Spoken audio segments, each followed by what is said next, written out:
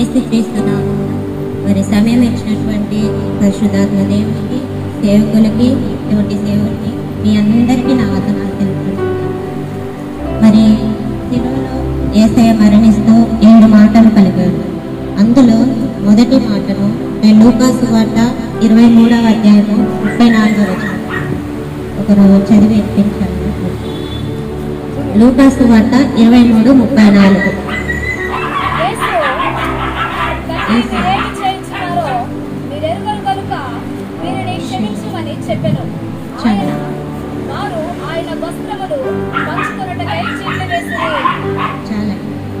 తండ్రి వీరేమి చేస్తున్నారో వీరెరుగురు కనుక వీని క్షమించుము అని ఇక్కడ చూసినట్టయితే మొట్టమొదటిగా ఇక్కడ క్షమాపణ గురించి మనం చెప్పుకోవాల్సి వస్తుంది. యేసుప్రభు వారు మరి ఆయనను ఎంతో మంది ప్రధానార్థులు కానీ రోమా సైనికులు కానీ చాలా మంది ఎన్నో హింసలు పెట్టినా కూడా ఆయన ఏం కోరుచున్నారంటే తండ్రికి చెప్తున్నారు, తండ్రి వీరేం చేస్తున్నారో వీరెరుగరు కనుక వీని క్షమించుము అని చెప్తున్నారు అన్నమాట. అంటే క్షమాపణ కలిగిన హృదయం గల దేవుడు అనమాట మన దేవుడు. ఇక్కడ ఏం చెప్తున్నాడంటే క్షమాపణ అనే మాట బహు విలువైనదన్నమాట. ఒకవేళ మన వల్ల ఏదైనా తప్పు జరిగినందుకు మనం దేవుడి దగ్గర వెంటనే క్షమాపణ కోరాలి. ఒకవేళ మన తప్పు లేకపోయినా ఎవరైతే తప్పు చేశారో వారు తమ తప్పును ఒప్పుకొని మన దగ్గరకు క్షమాపణ కొరకు వస్తే వెంటనే వారిని కూడా మనం క్షమించేలాగా మనం ఉండాలి. అంటే క్షమాపణ కోరడము, క్షమాపణ అనేది క్రైస్తవులకు మొట్టమొదటిగా ఇవి 2 లక్షణాలు మనకు ఎంతో చాలా ముఖ్యమైనవి అన్నమాట. ఏ నేరము చేయకపోయినా యేసుక్రీస్తు చిత్రహింసలు పడినప్పుడు కూడా వారిని క్షమించారు. ఎందుకంటే ఆయన క్షమించగల దేవుడు కాబట్టి ఆయన క్షమించాడు అనమాట. అంటే అది ఆయనలో ఉన్న గొప్ప క్షమాగుణం అన్నమాట. ఆయన క్షమించే దేవుడు కనుక వారిని క్షమించాడు. మనం ఇక్కడ చూసినట్టయితే మొదటిగా తన తండ్రికి విజ్ఞాపన చేస్తున్నాడు. తండ్రి ఇదిగో వీరేం చేస్తున్నారు అసలు వీళ్ళకే తెలియదు కనుక వీని క్షమించుము అని చెప్పి తండ్రికి మరి యేసుప్రభు వారు చెప్తున్నారు అన్నమాట. మరి ఏం చేస్తున్నారో వాళ్ళకి తెలియదు తండ్రి, మీరు వాడిని క్షమించండి అని చెప్పి మొట్టమొదటిగా తండ్రికి విజ్ఞాపన చేస్తున్నారు. ఇక చూస్తున్నట్టయితే మనకి ప్రేయర్ అన్నమాట. ప్రార్థన అనేది చాలా ఇంపార్టెంట్. మనం ప్రార్థించే వారుగా మనం ఉండాలి. ఒకవేళ మనం ఏదైనా తప్పు చేసినా మనం క్షమించాలి. అంటే మన మనుషులం కాబట్టి మనకు వెంటనే క్షమాపణ కోరలేము, మనకి ఈగో అనేది ఒకటి వస్తుంది అన్నమాట. అలా కాకూడదండి, క్షమించే మనసు ఖచ్చితంగా కలిగి ఉండాలి. రెండవది చూసుకున్నట్టయితే క్షమాపణ మనకు కలిగిన మాటగా ఉండాలి. ఆ మనసు మనకు రావాలన్నమాట. క్షమించగలగ మనసు మనకు రావాలి. అటువంటి మనసు మనం కలిగి ఉండాలి. ఇక్కడ 3వ మాట అంటే తన తండ్రితో సంభాషిస్తున్నాడు అనమాట. అంటే తన తండ్రికి చెప్తున్నాడు, విజ్ఞాపన చేస్తున్నాడు, ప్రేయర్ చేస్తున్నాడు అనమాట. తండ్రి వీరేం చేస్తున్నారో వీరు ఎరుగరు కనుక వీని క్షమించుము అని చెప్పి తండ్రికి విజ్ఞాపన చేస్తున్నాడు. ఇప్పుడు మనకు కూడా ఏదైనా సమస్య వచ్చినా ఏదైనా బాధ వచ్చినా కూడా మన తండ్రికి విజ్ఞాపన చేసేవారుగా మనం ఉండాలి. అప్పుడు మనకు ఏదైనా తప్పు చేసినా దేవుడు మనల్ని ఖచ్చితంగా క్షమిస్తాడనమాట. ఆయనతో మనము ఫ్రెండ్షిప్ చేసుకోవాలన్నమాట. యేసుప్రభు వారితో మనకు మాట్లాడాలన్నమాట. అది ఎలాగంటే ప్రేయర్ ద్వారా. ఇంకోటి చూసుకున్నట్టయితే దానియేలు గ్రంథము 9:9 ఒకటి చదివింది. దానియేలు గ్రంథము 9వ అధ్యాయము 9వ వచనం.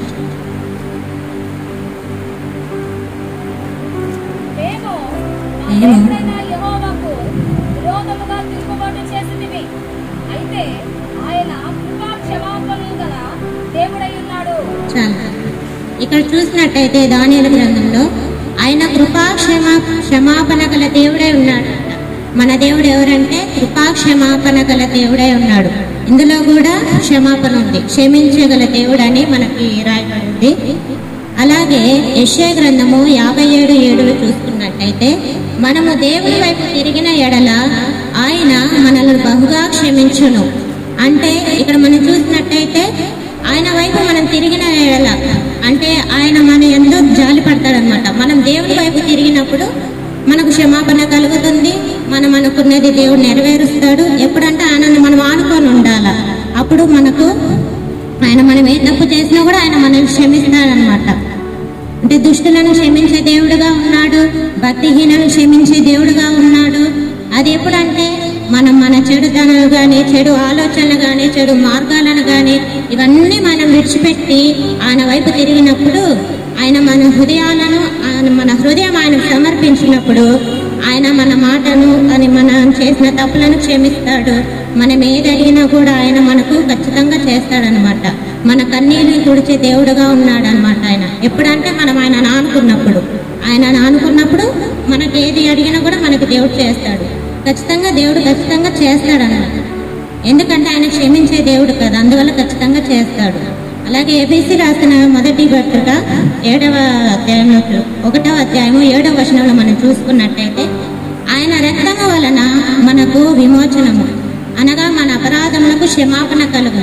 ఆయన రక్తం వలన అనగా మన పాపము కొరకు ఆయన ఎంతగానో సిలువలో రక్తం కాచారు కదా.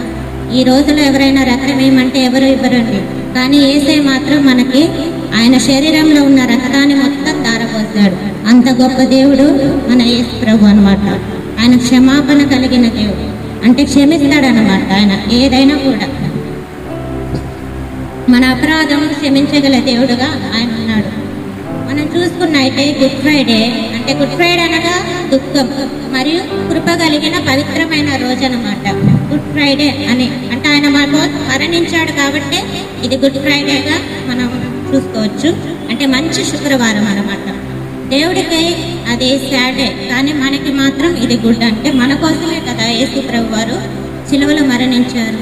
అందుకోసమని గుడ్ ఫ్రైడే అంటే మనకు దుఃఖము మరియు కృప కలిగిన పవిత్ర రోజుగా మనం భావించవచ్చు. మన పాప భారాన్ని మోసుకుంటూ యేసు తనను తాను అర్పించుకున్నాడు. అంటే ఆయన బాధలు కూడా మనపై అపారమైన ప్రేమను చూపిస్తున్నాడు అన్నమాట. ఆయన ఎంత బాధపడ్డా, ఎన్ని శ్రమలు అనుభవించినా కూడా మన పైన ఆయన ప్రేమ తగ్గలేదు. అంటే ప్రేమ అనేది ఏమాత్రం కూడా తగ్గలేదు. అంత గొప్ప దేవుడు మన యేసు ప్రభు దేవుడు. గుడ్ ఫ్రైడే అంటే ఏంటంటే ప్రేమకు నిదర్శనం అనమాట. అన్నిట్లో శాశ్వతమైనది ప్రేమ అంటున్నారు కాబట్టి శాశ్వతమైనది ప్రేమే. ఆయన ప్రేమ మన పట్ల చూపిస్తున్నారు. క్షమించడం అంటే ఒక బలహీనత కాదండి, ఆత్మీయ బలం అని కూడా మనం చెప్పుకోవచ్చు. క్షమాపణ అనేది అంత కరెక్ట్గా ఎవరికి రాదు, తొందరగా ఎవరు క్షమించలేరు కూడా. ఈ రోజుల్లో మనల్ని ఎవరైనా ఏదన్నా అన్నారనుకో, మనం వాళ్ళని తిడతాం. అంటే వాళ్ళని నన్ను అంటారా అన్నట్టు మనకి వెంటనే ఇగో వచ్చేస్తుంది. కానీ దేవుడు అలా కాదండి. ఆయన ఎన్ని గుర్తులు గుద్దినా కూడా, అంత చిత్రహింసలు పెట్టినా కూడా అసలు ఒక్క మాట కూడా వాళ్ళని మాత్రం ఏమీ అనలేదు. అదే ప్రేమనే చూపించాడు. అని తండ్రి వీరేం చేస్తున్నారో మీరు ఎరుగరు, అందుకు క్షమించంటున్నాడు, కానీ వీరిని శిక్షించండి అని చెప్పి కోపం తెచ్చుకోలేదు, ద్వేషం తెచ్చుకోలేదు, ఏమాత్రం కోపడలేదు. అక్కడ యేసయ్య క్షమించమనే అడుగుతున్నాడు. మనం కూడా యేసులాగా అలా క్షమించే మనసు కలిగి ఉండాలన్నమాట. మనల్ని నొప్పించిన వారిని కూడా ప్రేమతో క్షమించాలి, ద్వేషంతో కాదు, ప్రేమతోనే క్షమించాలి. వారి కొరకు మనం ప్రార్థన చేయాలి. వారు అలా అన్నారు కానీ వాళ్ళు తెలియక అన్నారు, వాళ్ళని క్షమించు. ఆ మనసు మనకు ఎప్పుడైతే వస్తుందో మనం నిజంగా యేసు బిడ్డలమేనండి. కానీ ఆ మనసులో మాత్రం ఎవరికి రాదు. నన్నంటే నేనెందుకు క్షమించాలి అన్నట్లు ఉంటామన్నమాట. అలాంటి మనసు మనం కలిగి ఉండకూడదు. మరి ఈ జీవన మార్గంలో నడుచుచు మనకు శక్తివంతమైన ఆధ్యాత్మిక పిలుపునిచ్చారనమాట యేసయ్య. ఆ సిలువలో అన్ని బాధలు పడుతూ కూడా మన గురించే ఆలోచించాడు. మన కోసమే ఆయన అంత రక్తానంతా దారిపోతాడు, అన్ని శ్రమలు అనుభవిస్తాడు అనమాట. కావున నేను చెప్పేది ఏంటంటే మనమందరము క్షమాపణ కలిగి ఉండాలి.